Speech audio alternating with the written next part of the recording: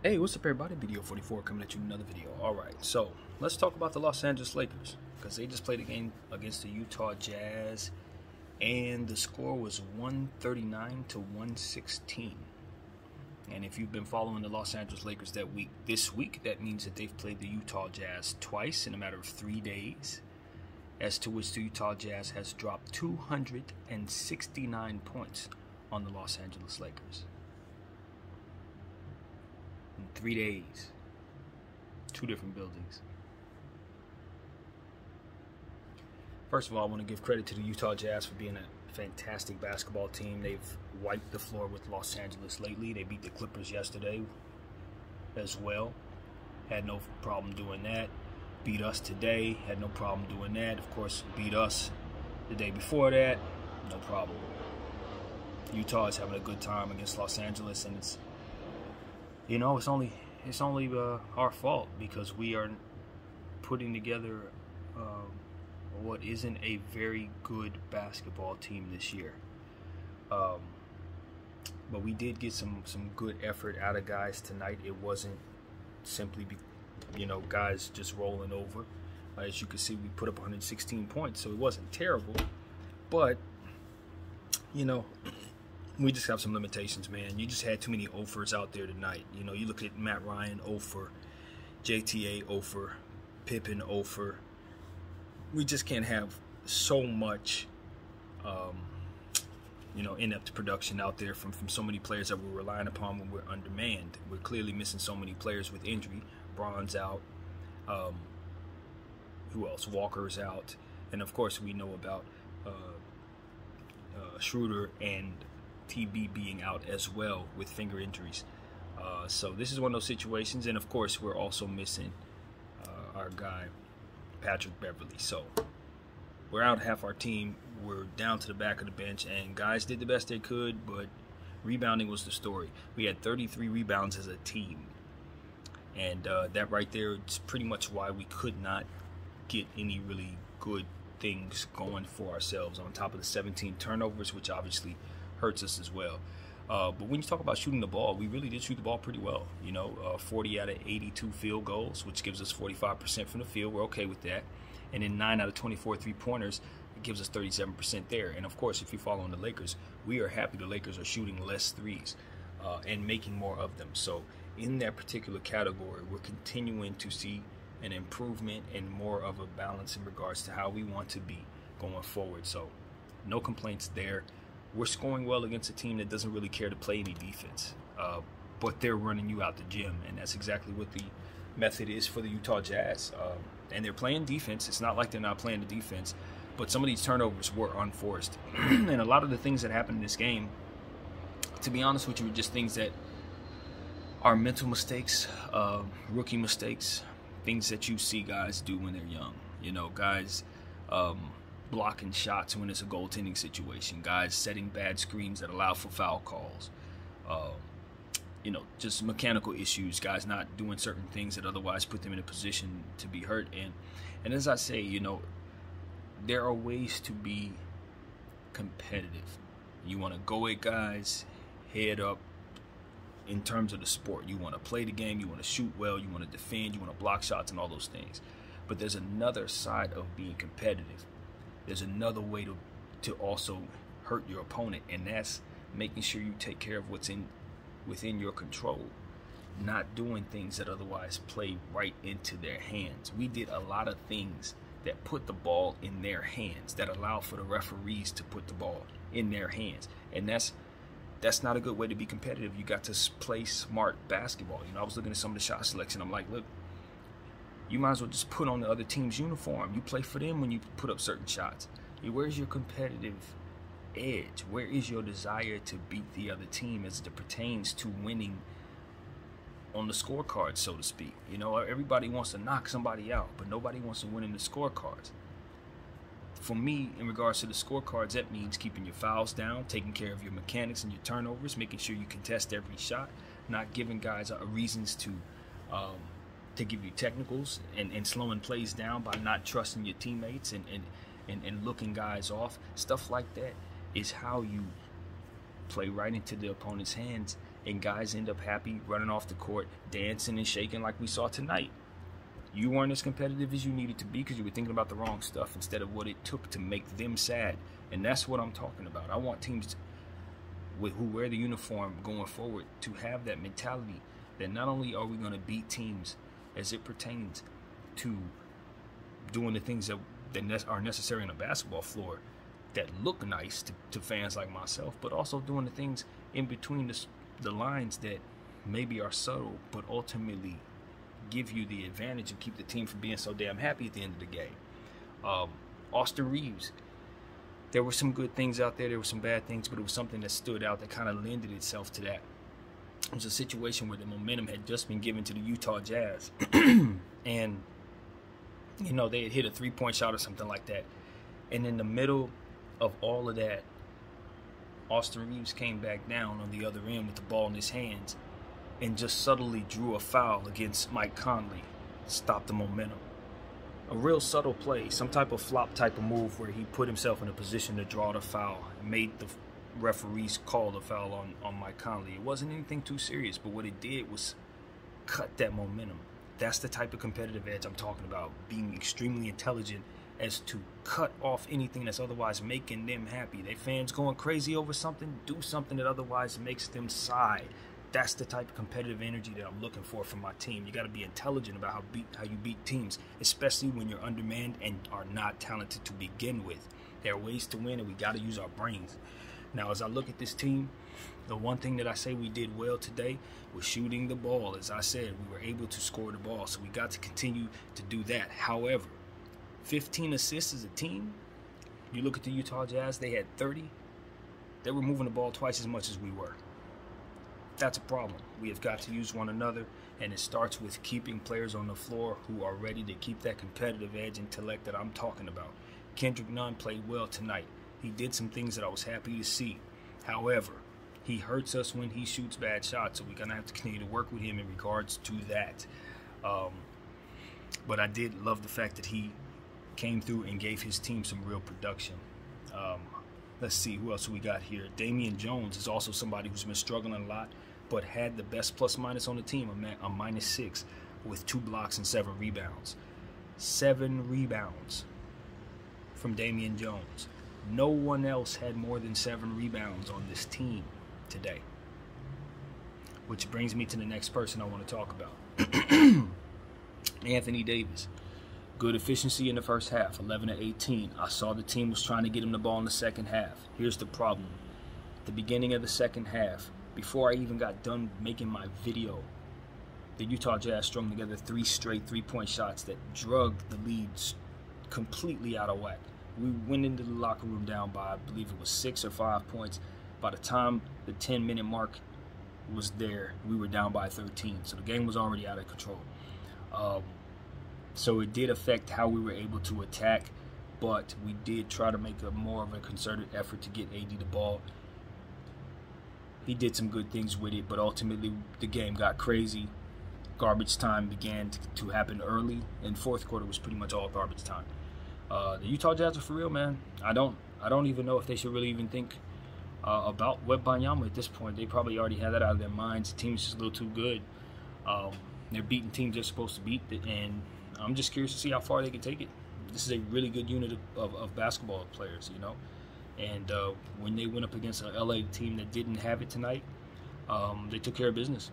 What can I say? They had about 7 players in double figures, and 2 of them had 2 more players with 8 points. They just continued to throw everybody at us, and they all were fantastic. Kelly Olynyk had a big game tonight. Markkanen, it's a big game every night. Walker Kessler, as I told you guys he had a very efficient night, 4 out of 5, did some good things. THT was fantastic for them. I mean, fantastic. Dunking all over the place. Most of the highlights was him. Young Bull was amazing off the bench, had a fantastic plus-minus. So you just see their whole team was crazy great tonight. You know, Mike Conley made his presence felt. Beasley was shooting like I told you he would. It was Utah. It was all Utah. And I got to give Jordan Clarkson credit, man. He's really, really turned into one heck of a player. I just love what I saw from him in that first quarter. it just made it very difficult on my team, man. We have too many players on this team that are just not of starter or even NBA quality. I was looking down there, I'm like, man, we got some hard workers. I like our guys who work hard, but talent-wise, they're not very good. It ain't deeper than that, man. It ain't deeper than that. Some of these guys just need to be swapped out so we can have a more of a better chance of winning. Wenyen Gabriel was good. 2 out of 3, 3 steals. What does that tell you? He wasn't used enough. If he's 2 out of 3, that means his efficiency is up. Why isn't he getting more looks? This is what I'm talking about. They do not prioritize Wenyen Gabriel properly. I don't know why that is. I don't even have a really good theory of why that is. I just don't like it. It doesn't match. The faith that we have in the player doesn't match the production. There should be more faith in the player in this case. In Kendrick Nunn's case, the opposite. With all due respect to Kendrick, who played well tonight, we like him too much. This is just that type of thing. My guy, Matt Ryan, he hit the big shot a couple days ago. We like him too much.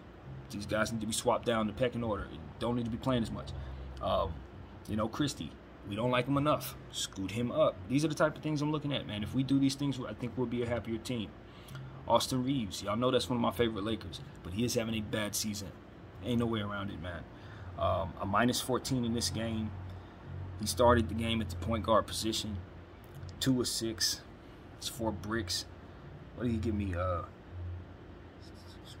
11 points is cool. I mean, I like him giving me some points as opposed to no points. But 1 assist, you say you want to be a guy who wants the ball in his hands, you want to play make. You get the starting point guard position, and you give me 1 assist. I'm telling you, Austin, you're taking steps backwards, brother. You're taking steps backwards where you need to be taking steps forwards. 4 rebounds, cool. I'm all right with 4 rebounds, but you played 30 minutes, man. 30 minutes. And all I got was 11 points and 4 rebounds and 1 assist from my starting point guard. If I thought Austin Reeves was this type of player, I'd be cool, y'all. I'd leave it alone. But I know he has levels that he can reach that are way higher than this. And when I see opportunities to play well, I expect guys to step up and do that. 30 minutes, I need more than this from a player that I know can play better. That I know is one of the smartest players, if not the smartest player, not named LeBron James, in this entire basketball team. We got to do better. I'm tired of this. I'm looking at guys that can do better, not doing better. I know they had a game yesterday in LA and they're in Utah tonight. But guess who also had that? Utah. They got off the plane at 3:30 in the morning. So there were no excuses for our ball club. We were in their state before they got there. So I'm like, yo, I know our team is undermanned. I named out all the players who didn't play. I didn't expect us to win the game. And if we played a lot better, we still would have lost. But you let a team get this many points on you, and you only pull down 33 rebounds on the entire game, and half the players on your team were this unproductive. There are things that need to take place above the team. Simple as that. This is not about the guys on the floor. This is not about the guys in the locker room. This is about the GM and the owner making the decisions to improve the basketball club so that they can make their timeline make sense. I'm not mad at these guys. Matt Ryan was doing DoorDash a month and a half ago. I don't expect him to come out here and play any better than 0 for 4. I don't expect anything more than that. He is a shooter, and we're asking him to defend people he's not supposed to be defending. That was the biggest problem that we ran into out there, to be honest with you, was the defensive assignments that we had our guys left alone with. Matt Ryan, God bless him, he's a cone out there. He's a cone. He's not guarding anybody, man. JTA, God bless him. I like the guy. He works hard. He has one of the best characters I've seen put on a Laker uniform maybe ever. We're happy to have him. But his play production doesn't match the minutes we're giving him. We got to get some more talent in this place. I can't stress it enough. We can't have days like this and expect to be a basketball club that anybody wants to watch. You know what type of highlights I watched before this game started? The Orlando Magic and the Houston Rockets.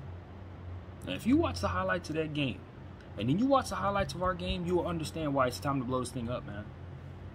It just the level of product doesn't compare at all. It don't compare. This ain't NBA basketball in comparison to what other teams are watching every day, y'all. We got the worst team in the league, arguably. No exaggeration.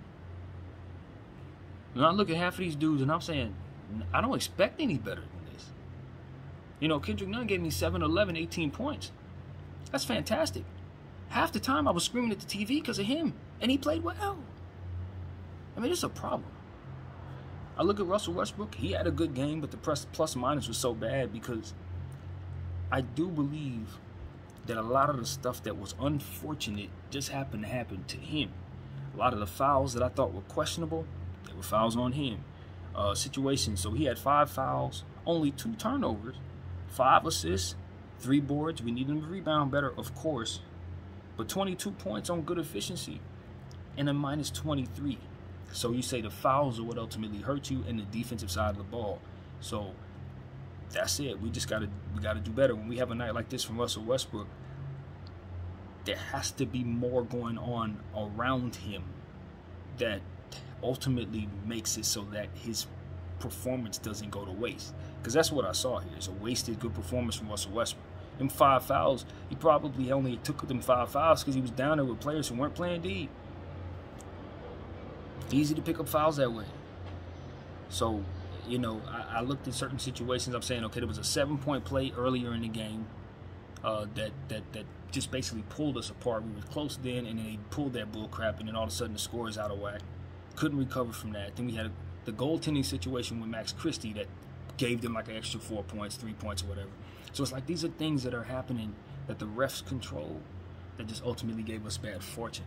Now, I'm not saying these were bad calls, but it's like either or, you know, and there was a lot of that going on that went the Jazz way.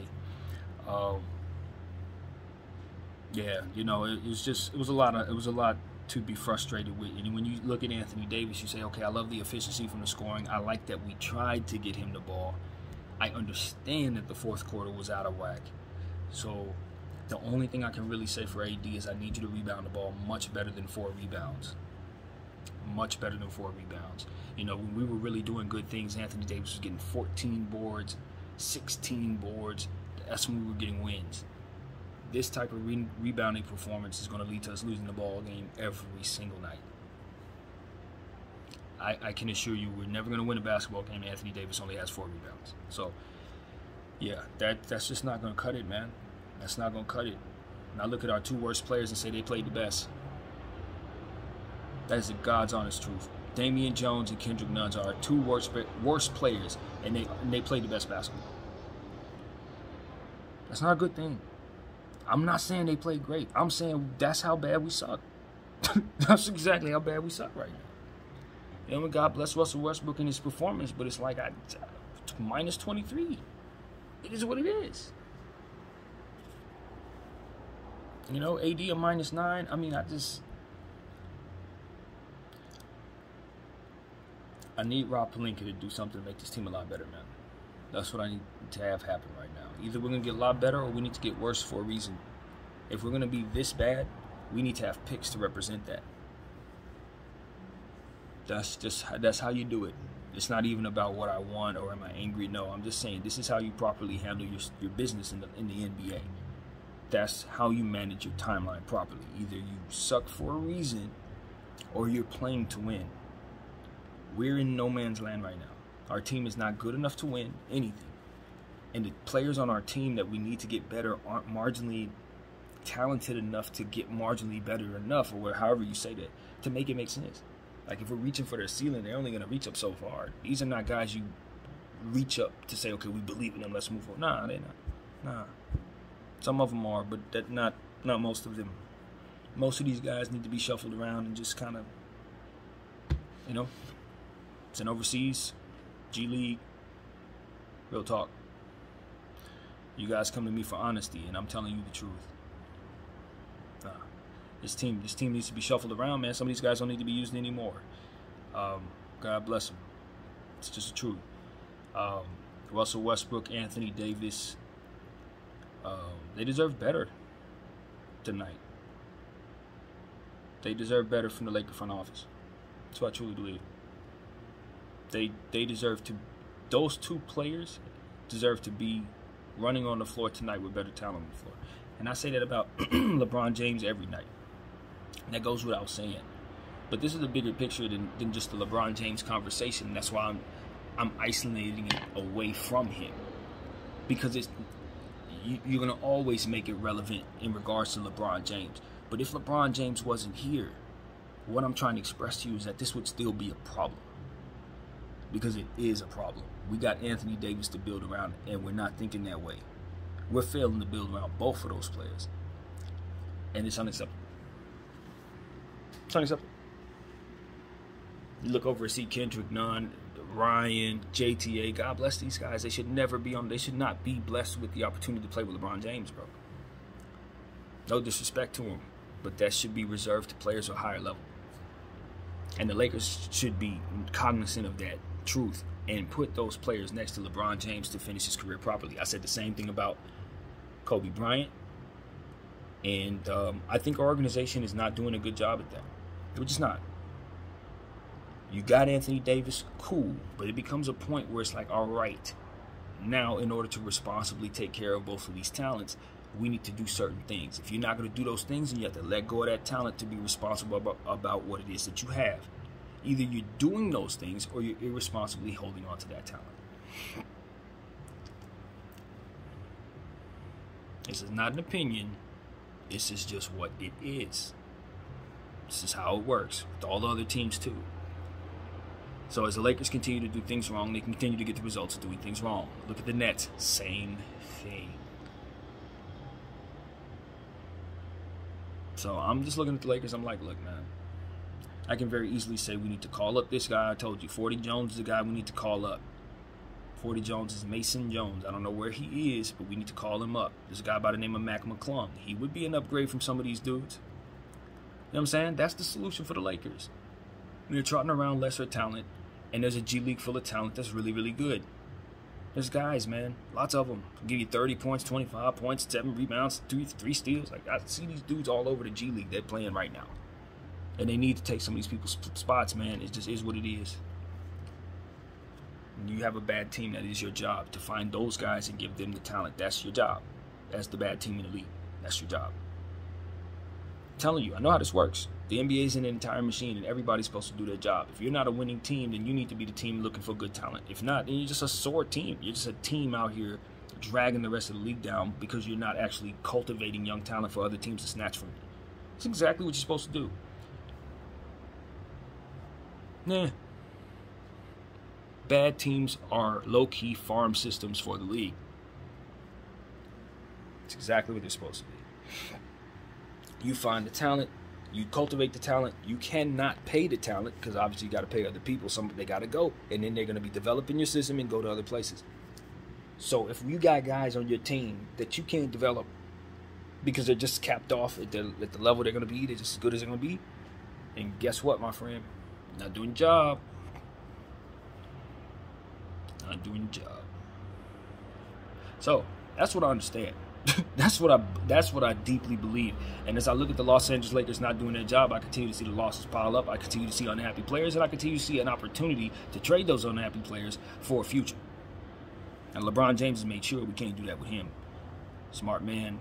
God bless him. We'll trade him when we can. But Anthony Davis, we can do that now. We can do that right now. Or at least when it makes sense to do so to get the best package for ourselves. But we need to make that happen. We need to make that happen, get ourselves a future. This team is not worth salvaging. We've known that for more than a week now. Come on. We've known this since the beginning of the season. This ain't worth it. I like what I'm seeing from Russell Westbrook. He's not been part of the problem. As I sit here and assess all these issues, Westbrook is no longer part of the problem as far as I could tell. I mean, from a contractual standpoint, obviously, but this thing ain't worth salvaging anyway. It ain't. So as far as I can tell, as long as he's playing at this level, he's coming off the books at 47. That's a good thing for me. Keep my picks. I keep my picks. And I'll invest in the happiness of Russell Westbrook because it's good karma. God knows we ain't doing nothing else. I kid you not. We can turn him around, make this thing a right. That's about all we about to get.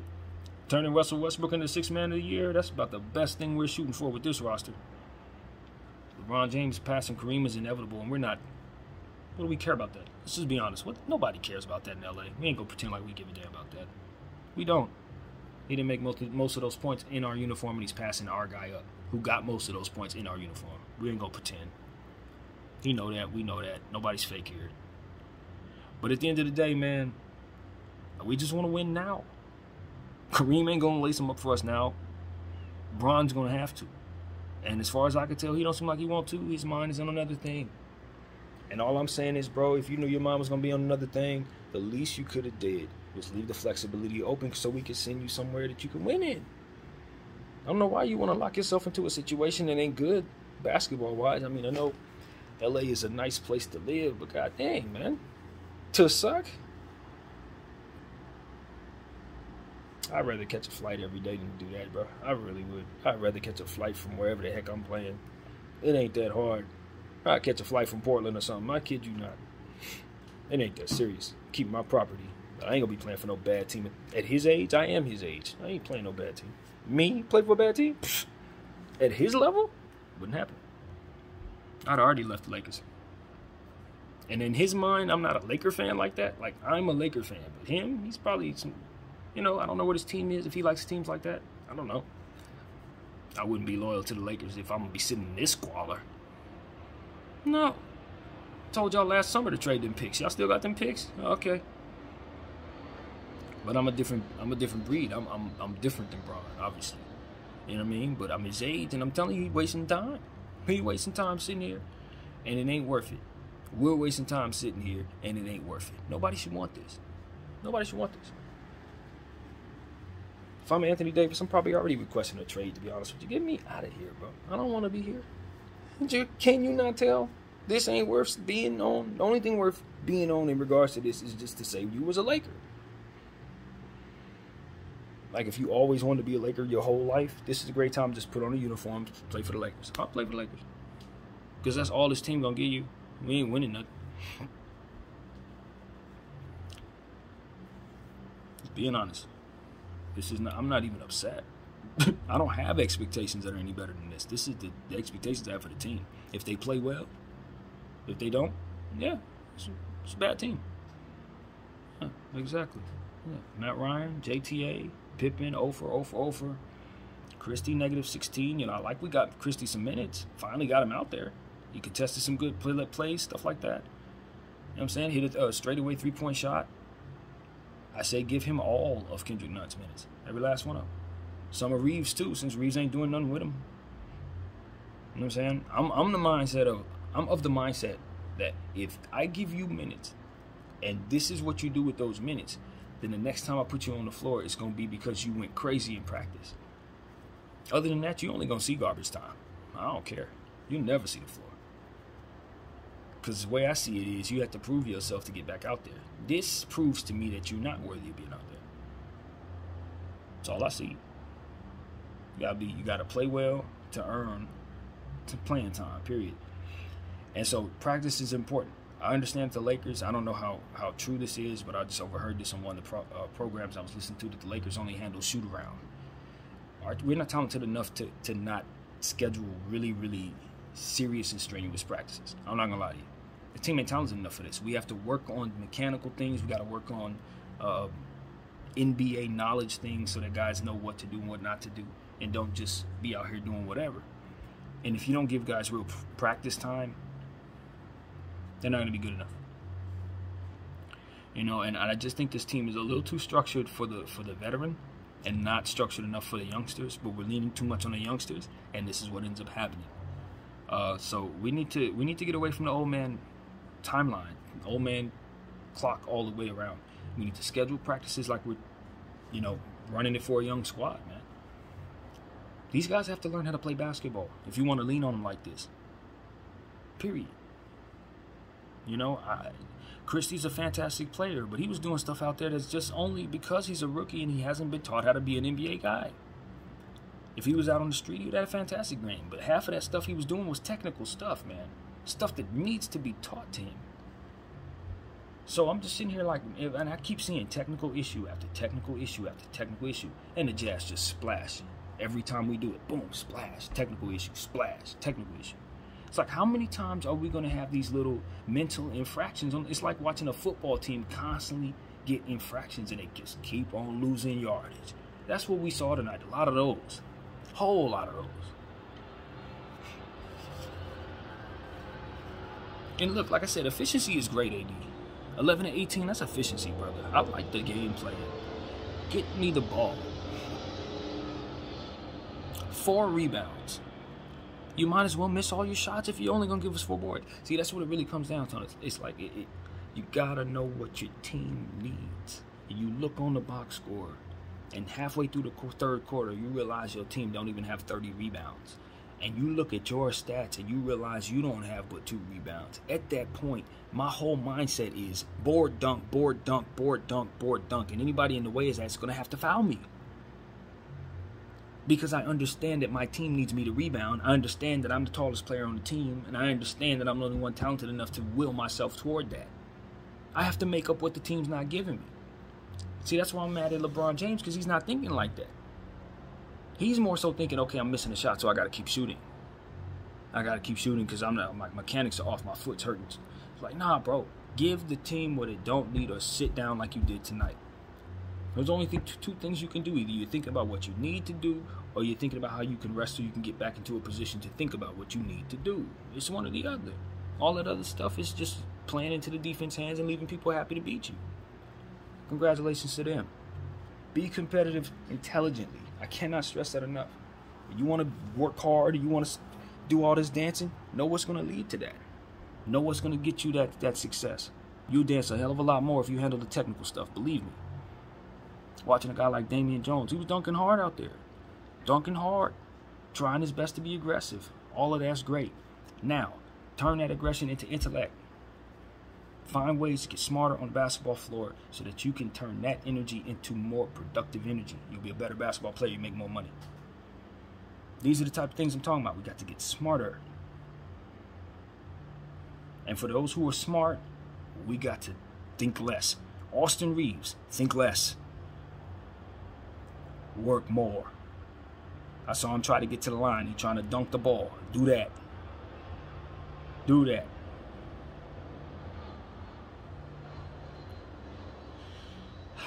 You know, I look at Coach tonight. I said he had the best. You know, I look at all the stuff that Coach Hardy had. I think his name is Hardy. We're gonna get familiar with the coach over there in Utah because he's doing a phenomenal job. But we look at all the weapons he has. Like, our coach ain't had them weapons. I looked at the situation with THT.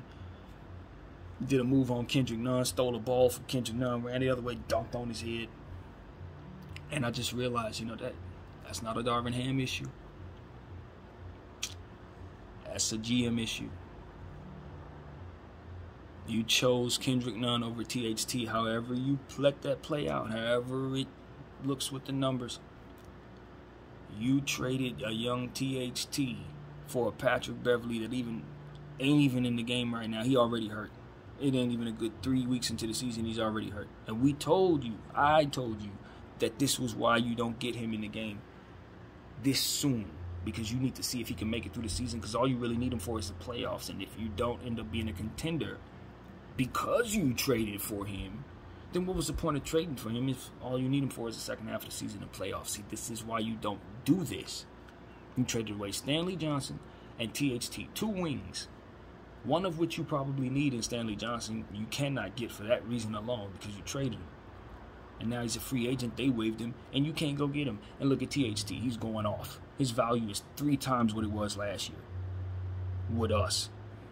Because we had him in a system with a coach that didn't run no offense at all. Just stand around offense all game long, all season long. And you assessed him under those pretenses and traded him with that price tag for a reach for a guy who's too old to help us. Jeannie, these choices are why we as bad as we are. It's those choices. However we get to those places, if it's Bron, if it's Rob, both of those guys, whoever put that together needs to be the guys that we stop taking advice from. If that means firing people, fire people. But those are the type of decisions. Look at Zubats. What's Zubats over there doing in Clipperland? We don't have a decent center on this roster. And we gave him away for garbage that we never used again. Stuff that we didn't even use. Stuff that never had any consequence. We gave away good young talent for old guys. We let good talent walk out the door for nothing. Draft picks that we sucked bad to get, we let walk for nothing. And you want me to believe in the front office? I want the front office to leave. That's what I want. After watching this particular basketball game, I just want them to leave. Take your things and leave. The Knights of the Round Table, every last one of y'all, leave Jeannie alone with her money, and she will use her money to hire people who can do the job properly. I cannot stress this enough. I don't think another trade should be made until those people are gone. Because I don't trust them to undo all of this, as I've told you once before. I don't trust them to undo it. This is a mess that they made, and I trust someone else to clean it. So that's what I want to see happen. I don't want nobody to do anything. I don't expect what I'm asking to be done. I don't think it's realistic, but I'm not just venting. I do think this is the ultimate solution for our problems. We have to get a new front office in place to undo the nonsense that is in place right now. And we need to stop giving away assets. Future assets, young assets. The whole league is going to look like Orlando versus Houston very soon. And we're going to be the last team left. Hell, we're already there. You don't have to look too far. We're already there. Put an end to this. Reset our timeline. Take what little we have left before it breaks down and send it somewhere that we can get a lot for it if possible. Cash out on Anthony Davis ASAP. If he busts his knee open, that option is gone, and we're 10 times worse than we are right now. Do understand that, Laker fans. It gets significantly worse if we cannot trade him at a healthy value. And don't even get into how bad things get if Russell Westbrook's twisted knee. Don't even get into how bad that is. We're toying with our future. This ain't just about this season. Everybody's short-sighted, and that's why we suck. Please devise a plan, Laker Nation. A plan. And I hope everybody understands how serious this is. When these losses piling up as they are. With the losses piling up as they are, this is code red, panic mode, hit the red button time.